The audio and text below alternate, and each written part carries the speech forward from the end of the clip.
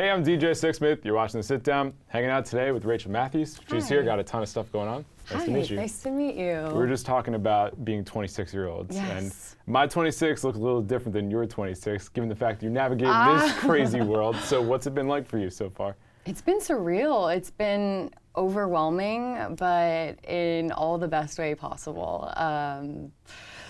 Yeah, I mean, just even looking at this picture, I'm shocked I look that calm in this photo because inside I'm like truly panicking, and it was a lot coming out of the car and pulling up and seeing all these fans who were saying they've been waiting for like 24 hours on that carpet, and to be a part of it. So yeah, I'm still like, whoa, that's me. You kept it together pretty well. Thank you. I'm actually so shocked that I look like this. If you get close enough, I'm sure you can see sheer panic in my eyes. So for somebody like you, you've been doing it since you were a young girl, and now to be able to do it in a big time movie like this, like what is the wildest part of this whole journey to you? Oh my gosh, the wildest part. Well, I mean, there's so many different factors, but I love that when the first Frozen came out, I was a sophomore at NYU in musical theater.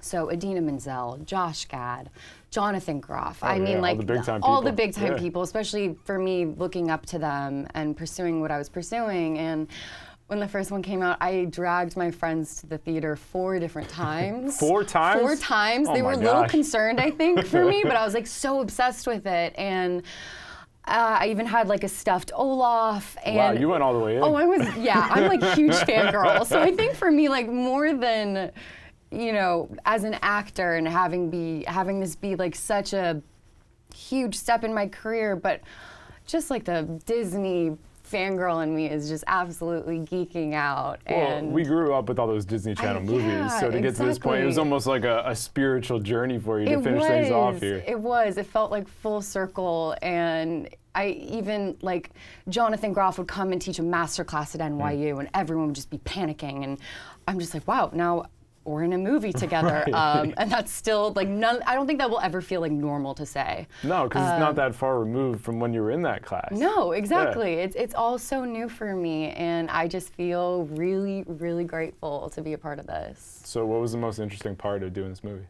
The process. Okay. I'd never done voiceover before. I'd never even done a voiceover audition. So how did you get the part then? How did you jump into it?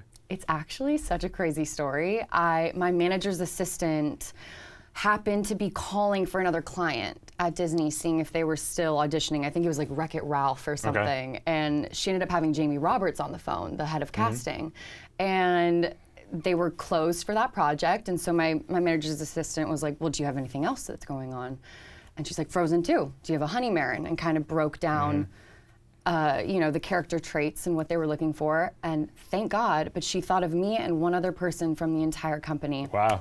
And Jamie ended up seeing me. So it was like kind of a fluke. Totally serendipitous that it happened So serendipitous. And yeah, I had no idea what to expect. It was a monologue and a song, and went in, and she told me in the room that I'd be coming back for a producer session, which was already, I was like, oh my gosh, this is like the coolest thing ever. And for the producer session, it was about a month and a half later with Chris Buck and Peter DeVelco and like a bunch of the big people.